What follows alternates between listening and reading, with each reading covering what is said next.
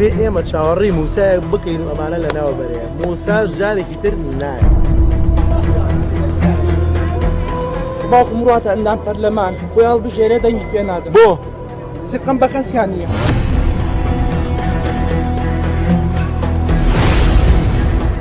بەخوا پارتی نیم لەکێتیشم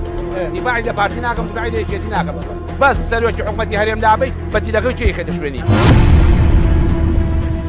ئەم هەڵبژاردنە بۆ یەکگرتووی ئیسلامی کوردستان گرنگ و یەکلاکەرەوەیە چاوی لەوەیە بۆ دووبارە و چەند بارە وەک هێزی یەکەمی ئیسلامیەکان بمێنێتەوە ژمارەیە کاندیدی هەیە کە چاویان لە بتمانەی خەڵکە یەکێک لەوان بەکر هەڵەدنی کاندیدی ژمارە 5 لە یەکگرتووی ئیسلامی کوردستان و لیستی بەرەو ئیسلاح ئەو میوانی بەرنامەی چی دەکەن مامۆستا بەخێر بێ بۆ بەرنامەی چی دەکەن چی دەکەیت ئێمە ئەمانەوێ 4 ساڵی داهاتوو حزورێکی زیاترمان هەبێت لە ناو پەرلەمانی کوردستانە دروشمی ئێمە 3 دروشممان هەیە گێڕانەوەی شکۆی هاوڵاتی دومینیان ڕەتکردنەوەی سیاسەتی ناومێدی سێهەمی خەڵکی ناومێد دەسەڵات جا ئەچینە نووسنگەی پەرلەمان دەوێت تۆزە قسەکەین دواتر ئەچینە ناو خەڵک بزانی خەڵک چیت پێڵێ و بە شاوی ئەوە تەزانن جارێکتر پشتە پەرلەمان خۆت و حیزبەکەت ئەخێنە بەردەم ڕخنەی خەڵک بزان چیتان پێ بە دڵنیاییەوە من کە بە اختیاری خۆم وەڵامی جەنابتم داوەتەوە و هەمیشە بێ ئەوەی کە پەرلەمانتارە و خۆشی کاندیدەکە ئەبێ لە ڕخنەی خەڵک نەترسێ لە چونە ناو خەڵک نەترسێ چۆن پێی خۆشە ستایش بکرێ بێ ئەوە پێشی خۆش بێ پێی تەبیعی بێ کە ڕخنەشی لێ بگیرێ دەفەرموو بابڕ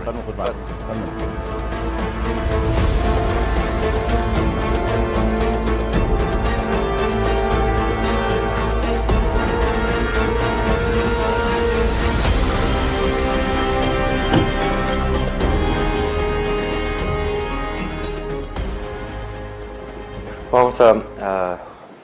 4 ساڵی ڕابردووی کاری پەرلەمانتاری بۆ ئێوە چۆن بوو؟ هەر سەرەتا 7 مانگ دەستەی سەرۆکایەتی لیژنەکانی پەرلەمان هەڵنەبژێران دواتر نزیکەی 2 ساڵ پەرلەمانی کوردستان پەخرا خولێکی ینی پڕقەیران پڕکێشا لە نووسنگی سلێمانی مامۆستا میسەکە لە نووسنگی سلێمانی پەرلەمانین ئێوە دەهاتن لێرە دەوامتانەکرد هیچ خەڵک کێشە و مەشاکل و شتی هێنا بۆ ئێوە بۆ نووسنگی بە دڵنیاییەوە ئێمە بێجگە لەو ڕۆژانی کە لە هەولێر بووین لە پەرلەمان و کۆبوونەوەی لیژنەکان داوامان لێرە کردووە کە خەڵک کێشە و داواکاریەکانی خۆی هێنە ینی توێژە جۆر بە جۆرەکان من و تۆ ستافەکە چێ ناو خەڵک هاوڵاتیانی کوردستان بزانین ئەڵێن متمانت پێ دەینەوە ئەچینە ناویان و لەگەڵیان قسەکەین بەدڵنیە ئێمە خۆمان عەرزەکەین بۆ ئەو میلەتە ئەگەر شیا بووین متمانەمان بدەنێ ئەگەر نەش بووین ئەوە ئەچینەوە ماڵی خۆمان زۆر باش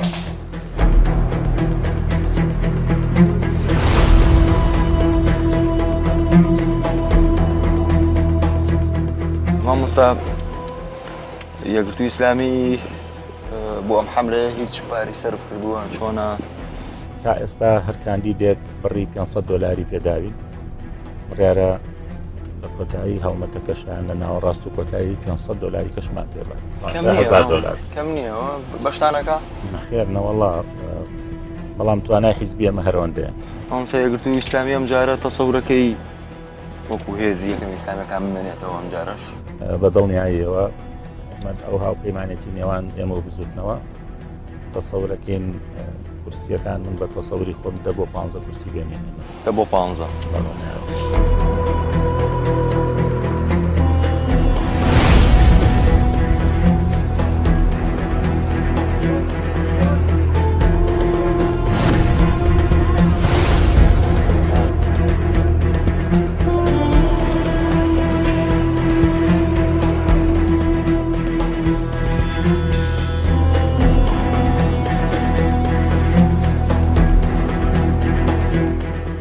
پەرلەمانتاری یەکگرتوو بووم ئەم جارەش خۆم کاندید کردوەوە بۆ پەرلەمانتاری ژمارە 5 لە لیستی 190 بەرەو ئیسلاح بۆچی دەنگ بە کەس نایە ئای دەنگ بە چێ بم بەس تۆ هەڵبژاردن مافێکی خۆتە بڕۆمانەسەیکە هەر بڕۆرە سەر بڕۆیتە سەر سنووری دەنگدان بڕۆ بیسووتێنی باشەوەی کە لەوانێ دەنگەکەت بەکاربێنن ئەو مافە بەکاربێنی بۆ خۆت دەڵم ئەمانە فیرعونن ئەبێ ئێمە چاوەڕێی موسایەک بکەین و ئەمانە لە ناوە بەرەیە موساش جارێکی تر نایە مامۆستا ئەوبەکر ڕەت نییە ناسن ئەیناسی چییە؟ مامۆستا بووبەکر هەڵەدنی ئەندام پەرلەمانە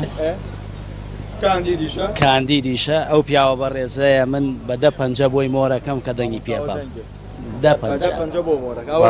ئەی حیزبەکەی ئەو حیزبەی ئەم ئەگەر لە وڵاتێکی تری ئەوروپیا بوایە عەدالەت هەبوایە لە 90 دیرانەکانیێنە شخصی خۆم ئەگەر باوکم ڕاتە ئەندام پەرلەمان خۆی هەڵبژێرە دەنگی پێ نادەم بۆ سقم بە کەسیان نییە بەس حەزەکەم اشتباه پێ بڵم یەکەمیشت هەموو خەڵکی سلێمانی وەزانین هەر گۆشتی خێر نییە لە قوربانانەکە گۆشتی خێرەکەن ئەندامی خۆیان نەبێت نایدن ڕاست نییە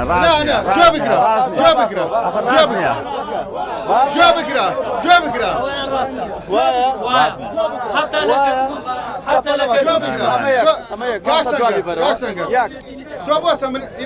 شێکی بانیە ئەوە شتێکی زیینی سامانەکەت کە تۆ بڕۆ باس لە شتە گەورەکان کە زانی چی؟ تۆدا پەرلەمانی حەزەکەم یەک اشتباه پێ بڵم تۆ ئەها نییە بە تەوجیهی وڵاتێکی ترش بێتەوە بە کاک سەلاحەدین باهادینەکەیشتەوە یەکگرتووە گەر بە تەوجیهی وڵاتی بدجوڵایەتەوە ئێستا وەکو یەکێتی و بەڵێ پێمان پێکراوە پێتان ناکرێت ئەگەر پێوە بکرایە دە کورسی ناهێنا ئەوە پروپاگەندەیە یەکگرتووە نەسامانی گشتی دزیوە سەبەبی ئەوە بۆ کە هەزارا گەنج وەک تۆ لە شەڕی ناوخۆ پێمان نەکرێ وەک ئەو حیزبانی دەتوانین ببین نەخێر یەکگرتوو و سەربەخۆترین حیزبی کوردستانە بەم خەڵکە بڵێ کە بۆچی ئەبێ دەنگ بە بۆچی ئەبێ دەنگ بە یەکگرتووی ئیسلامی کوردستان لەبەر ئەوەی خاوەنی 40,000 ئەندامە تا ئێستا یەکێکی لە سزنەکانی کوردستانانیە تا ئێستا تریاک کێشێکی تیانە تا ئێستا جگەرە کێشێکی تیانە تا ئێستا مخابراتێکی تیادانە تا ئێستا کوڕی خەڵکمان بە کوژ نەداوە هەوێنی ئاشتەوایی و تەباین لە کوردستانە خزمەتمان بە گەنج کردووە گەنجی ئەم وڵاتە بە خێزانی ئەم وڵاتە بە کوردی ئەم وڵاتە بە ئەخلاقی ئەم میلەتە ئێمە ئومێدەجێڕینەوە ئێمە بەرامبەر بەم فیرعەونانەکەین ئەگەر ئێمە بێدەنجی هەڵبژێرین پارەمان بێ ئەچینە ناو یەکێتی و پارتیەوە یەکگرتووەم هەموو شتە باشی هەیە بۆ گلەیەکەن بۆ دەنجی لەو خەڵکە ئاساییە حیزبەکەی ئیشیان بۆ چیە کردووە بۆچی ئیسلامیەکان هەمووتان بۆ پارە جابن هەمووتان لەسەر یەک دینن یەک پێغەمبەر یەک خوا یەک قورئانتان هەیە بۆچی نابن بە یەک حیزب ئیسلامیەکان بۆچی نابن بە یەک ئێمە یەکگرتوو هەوڵماندا چوار لایەنە ناڕازیەکە یەک لیستی هاوبەش پێک بێنین بەڵام بەداخەوە دوو لایەنیان نەهاتن لەگەڵمان ناویان ناهێنم بەداخەوە نەهاتن لەگەڵمان ئەویش لەبەر منافەسەی حیزبی چونکە بەداخەوە لایەنە ناڕازیەکان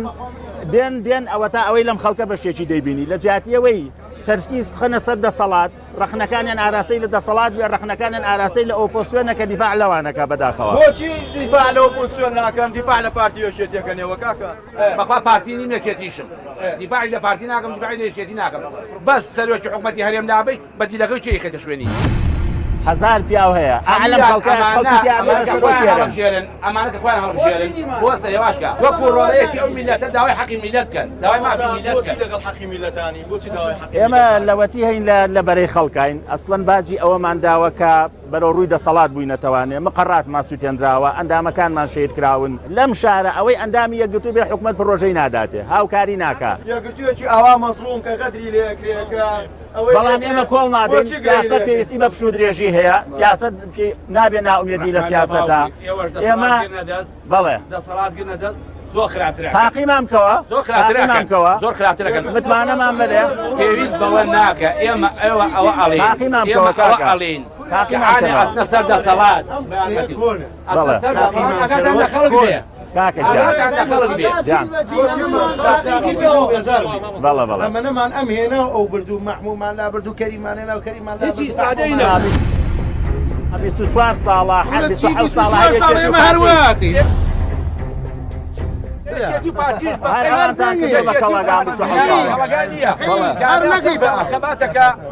خەباتەکە بۆ خزمەت خەباتی شارزیە ئێمە باز لە حکومڕانیەکەین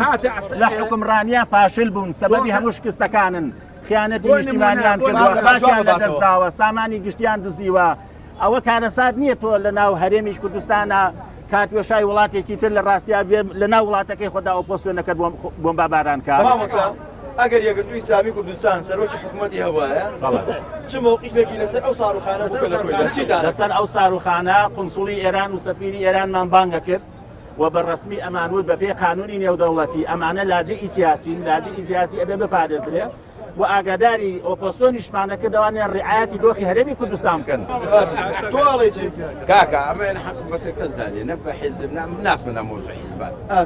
هەر تەسبێنێ هەر برەیەکێت وا پارتی وا فلان وە ئەوە ناخۆلەکەم یەک سوال لێ دەکەم ئەنگۆ دەگەمەری حیزبی ئیسلامینەوە یعنی خێر و خێرات هەموو ئێوە دێتە دەرێت ئیسلامی لەسەر قورئان دەڕوا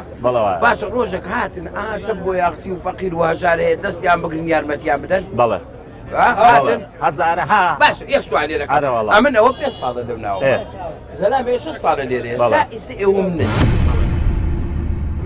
بەچەند بەخەرەب هەر برە سەلام عەلەیکم چایەکتان نەبینیوە مەعناوانێ هیچمان یعنی مامۆستا سانە ڕەمەزان هاتم برێن کاکە ئەو فەقیرەوە چ دەکەوە چی جا بدەمەوە ئەگەر بە یارمەتیدانی فەقیر و هەژار بووایە بە بەخێوکردنی هەتی بووایە بە کۆکردنەوەی زەکات و دابەشکردنی بەسەر هەژارانە بووە ئەوایە ئێمە حیزبی یەکەمی کوردستان بین کەس بەقەدەر ئێمە لە ناو خەڵکانیە کەس وەکوی ئێمە وەکو تۆ ناژی وەکو تۆ من نابینی معناوانە منی چم نەکردووە بەس یەک تێبینیەکەیە تاوانەکان با نەکرێتە سەر پارتی دەشی تاوانەکان هەموو لایەنەکان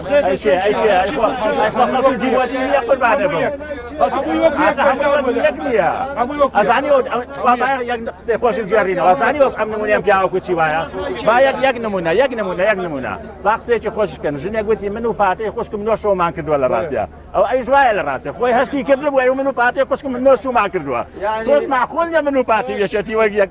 شو بيعني بخيك يا وروانه ورا بيش زور بزانو ناراضي ناراضي لا شريد عاجي ولا كيوبو ما بس هذا تبغى شيء بدي ولا كيوبو يا ما تبغى لا كيوبو يا ضلم هذه فرق جناب النبي ادويه كيف ما تجاره ذاك شريد عاشو جناب النبي والله بازرقان يعني لقودا عشان من بيضلم شي كده من اللي كنتو ما بيضلم جواب جنبي مثلا شريد عاشو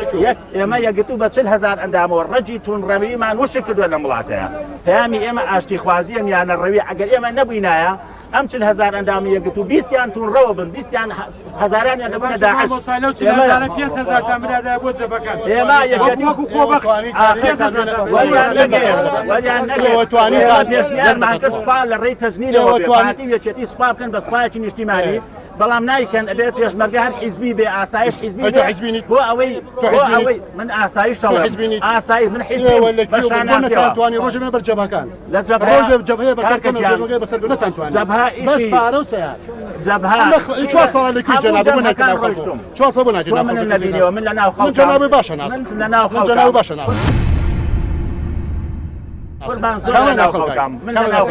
چی تاکەوە میدەکە لە ماسانێک نەکردو بەس پەرلەمانتارێک تۆ ئەندامی حیزبێکی سیاسی مافی خۆتە دیفاع لە حیزبەکەت بکەی ئێمە چوینە بەرەکانی جەنگ ئێمە پیداکمان کۆ کردووەتەوانێ ئێمە جۆرایەتی توڕەیمان کردووە هەموومان چینە هەموو جەبهەکانەوە بەڵام فیزیکی بە چەکداریەوە ئیشی وەزارەتی پێشمەرگەیە 400,000 چەکدار بە ناوی ئاسایش و پێشمەرگەوە 400,000 چەکدار ئێمەش کە سوکارمان شەهید کراوە ئێمەش کە سوکارمان هەیە لەو جەبهانە شەهید بووە پێشمەرگە بووە بەڵام هێزی چەکدار ئەوان جیا حیزب جیایە پەرلەمانتار ئیشی خۆیەکە پێشمەرگەش ئیشی خۆیەکە ئەبێ هەر کەسە ئیشی خۆیەکە هاتینە کۆتایی بەرنامەیەم جارێت چی دەکەن تا کاندیدێکی تر لە شارێکی تر خواتان لەگەڵ و دەستان خۆش بێ خواتان لەگەڵ